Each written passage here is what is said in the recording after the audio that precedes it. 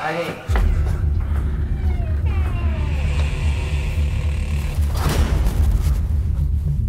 Vous avez fait quoi pour être là, vous? Trafic d'organes, braquage de banque, tout ce qui fait de l'argent, quoi. Et toi? J'ai acheté une fausse Game Boy sur AliExpress. Mais t'es un malade? Et t'as mis des jeux Nintendo là-dessus? Tout. Zelda, Pokémon, Regarde, et même Pokémon Crystal. Regarde, aidez-moi!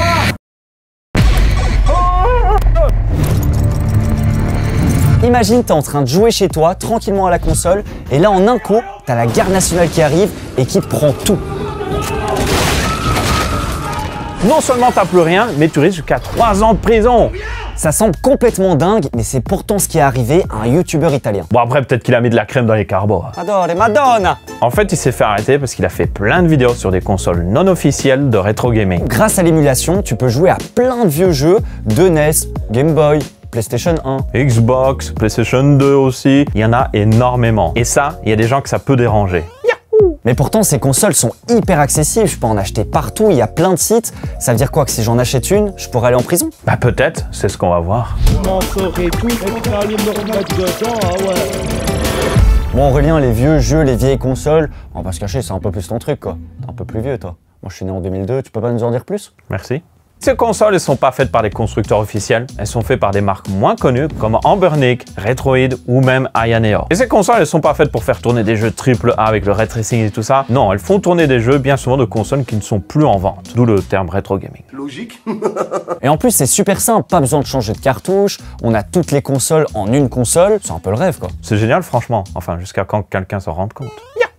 Et leur design, il est souvent inspiré de vieilles consoles, de souvent Nintendo, il faut quand même le dire. Oui. Genre la Game Boy Advance, Game Boy Advance SP aussi, on en voit souvent. Ouais, inspiré, je dirais plus c'est des copies. Il y a juste pas le logo quoi. Clairement, ils jouent sur la nostalgie des gens en copiant le design justement de ces consoles. Et en plus, on a plein de fonctionnalités modernes qu'on a sur les dernières consoles. Par exemple, un port USB. On peut avoir un écran avec un vrai rétroéclairage. Ça peut paraître bizarre, mais avant, les consoles n'avaient même pas de rétroéclairage. On avait une petite lampe comme accessoire où on devait se mettre dans une pièce éclairée pour jouer.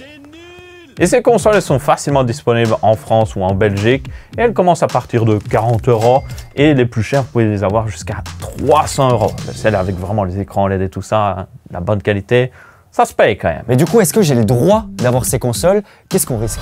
La prison, à vie.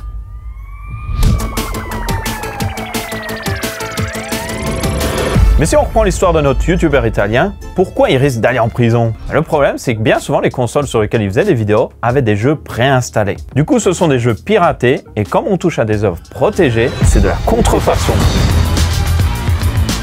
Et du coup, comme il faisait des vidéos dessus, c'est comme s'il faisait de la promotion de la contrefaçon et ça, c'est illégal dans pas mal de pays, y compris l'Italie, et vous risquez la prison. Adore, Madonna! Oui, moi, ce que je comprends pas, c'est si j'ai pas de chaîne YouTube, je fais pas de vidéo dessus, bah c'est pas illégal alors. En réalité, c'est pas si simple que ça. Le vrai problème vient surtout des jeux. Parce qu'en soi, la console en elle-même, sans jeu, n'est pas du tout illégale. Et même les émulateurs en soi ne servent qu'à lancer les jeux. Il n'y a rien d'illégal là-dedans. La preuve d'ailleurs, vous pouvez en trouver sur le Play Store. Tant que ça n'utilise pas du code de la console que ça émule, c'est bon. D'ailleurs, pour la petite histoire, dans les années 90, une société américaine appelée Blim avait créé un logiciel qui permettait d'utiliser les jeux PS1 sur PC. En gros, il suffisait de mettre le disque du jeu PS1 dans votre PC, lancer le logiciel, et c'est bon, vous pouvez jouer. Et vous en doutez bien, Sony n'a pas du tout apprécié ça, et ils vont même attaquer Blim en justice, et d'ailleurs, ils vont perdre le procès. Mais même en ayant gagné le procès, Blim s'est retrouvé sous tellement de frais d'avocat qu'ils ont mis la clé sous la porte, mais ça a quand même mis un précédent dans la loi américaine que les émulateurs, c'est pas illégal.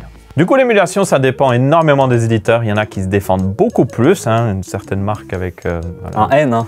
un mec qui est plombier, voilà. Et d'autres qui sont un peu plus relax, comme PlayStation, depuis qu'ils ont perdu leur procès, sont un petit peu plus relax quand même. On a d'ailleurs trouvé un vendeur qui propose des consoles rétro gaming avec plus de 30 000 jeux installés, mais comme par hasard, pas de Nintendo quoi. Aucun jeu Nintendo. Et ils prennent aucun risque, hein. Mais du coup, la console, elle n'est pas illégale. L'émulateur, il n'est pas illégal. Mais les jeux, je les télécharge alors? Alors bien entendu, télécharger un jeu comme ça sur un site de ROM, on s'en doute que c'est illégal. Mais beaucoup de personnes pensent que c'est légal de télécharger des ROM parce qu'ils possèdent déjà la version originale à la maison. Mais ça, c'est pas tout à fait vrai. Vous avez le droit d'avoir une copie du jeu, mais vous ne pouvez pas la télécharger. Vous devez la créer vous-même. Et ça, forcément, c'est pas à la portée de tout le monde. En gros, vous devez avoir un appareil spécial où vous mettez une cartouche ou le CD original et vous devez extraire les fichiers du jeu pour créer votre propre ROM. et c'est vraiment pas à la portée de tout le monde. Mais du coup, on s'en doute bien que personne fait ça. La plupart des gens sont dans l'illégalité. Mais si on est dans l'illégalité, qu'est-ce qu'on risque au final? La prison, Aurélien? Alors ça dépend des pays. En Belgique, les autorités se concentrent surtout sur les distributeurs de ROM ou les vendeurs de consoles. Les particuliers, ils les laissent un petit peu de côté parce que, notamment, ce serait contre la protection de leur vie privée de regarder ce qu'ils font sur Internet. Donc jusqu'à présent en Belgique, aucune personne privée n'a été condamnée. Mais en France, par contre, c'est différent. Vous avez l'Arcom qui regarde un petit peu ce que font les gens sur Internet et notamment s'ils téléchargent des contenus illégaux, notamment les ROM. Et là, vous risquez jusqu'à 1 500 € d'amende. C'est pas la prison jusqu'à 3 ans, mais ça fait pas plaisir non plus. Ça fait déjà un beau PC gamer à 1 500 €. Ouais. Et comment ça fonctionne? En gros, les fournisseurs d'accès à Internet identifient et captent en fait que vous avez téléchargé des fichiers illégaux. Et ensuite, ce qu'on vous reproche, c'est ce qu'on appelle une négligence caractérisée. Donc c'est tout simplement le fait de ne pas avoir veillé au bon usage de votre connexion Internet. C'est quoi le bon usage de la connexion Internet? Mais pas d'inquiétude, vous allez avoir plusieurs avertissements à chaque fois que vous téléchargez illégalement. Et donc, c'est seulement au bout de la 3e fois que vous allez avoir une amende de 1 500 €. Donc, ma foi, vous avez le temps un peu de réagir, vous dire « Ouh, j'aurais peut-être installé un VPN. » Non. Mais ces consoles soulèvent un point important, c'est que si j'ai envie de jouer à un jeu qui n'est juste plus accessible sur le marché, comment je fais? Certains vont dire d'acheter d'occasion. Le problème, c'est que certaines consoles sont vendues hyper chères ou sont juste tout simplement plus disponibles. Et ça va être le cas aussi avec certains jeux. Et quand on voit les jeux modernes qui sont purement digitaux, il n'y aura même plus de marché de l'occasion dans le futur. C'est pour ça qu'il y a eu une pétition récemment dans l'Union européenne ainsi qu'au Royaume-Uni qui s'appelle Stop Killing Game, qui met justement en avant ce problème. Nous avons plein de jeux qui vont finir par totalement disparaître et qu'on ne pourra pas jouer si l'éditeur ou tout simplement le développeur ne le vend plus. Et ça, c'est réellement un énorme problème qui doit être réglé dès maintenant. On ne peut pas juste continuer d'acheter des vieilles consoles qui vont finir par mourir. Il nous faut une bonne solution pour tout simplement jouer à ces jeux, ces classiques qu'on veut absolument jouer. Genre Nintendo, Sony, tout ça. Donnez-nous accès à ces jeux d'une manière ou d'une autre. Mais ce qui est sûr, c'est qu'il va falloir trouver une solution rapidement parce qu'en fait, ça va devenir de pire en pire. Et vous, est-ce que vous avez déjà acheté une de ces consoles ou même émulé des jeux parce que vous n'aviez aucune possibilité de le trouver d'une manière ou d'une autre? Et dites-le nous dans les commentaires. On se dit à la prochaine. À la prochaine. Ciao. Ciao, ciao.